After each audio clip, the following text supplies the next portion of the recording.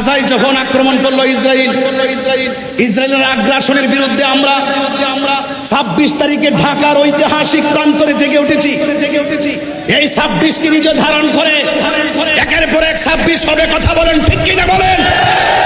মাইজভান্ডার দরবার থেকে যদি ডাক আসে, বাংলাদেশের যে কোনো প্রান্তরে টেকনাফ থেকে তেতুলিয়া পর্যন্ত আমরা সবাই থাকতে চাই না বলেন।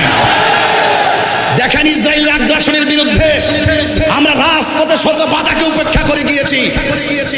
বাংলাদেশ থেকে অনেক খাবার সেই গাজার মুসলমানদের ঘরে পৌঁছে দেওয়া হয়েছে। এর দ্বারা প্রমাণ হয় এই মুহূর্তে যদি ইমাম আলী মুকাম রাদিয়াল্লাহু তাআলার বিরুদ্ধে ওই মুনাফিকরা যেইভাবে তলোয়ার ধরেছেন, এইভাবে যদি আমরা সেই মাঠে থাকতাম, শোনেন, সেই তীর আসগরের পেটে লাগার আগে, গলায় লাগার আগে আমাদের মাইজভান্ডার দরবারের পাগলগুলো তাদের গলাটা বিছিয়ে দিত।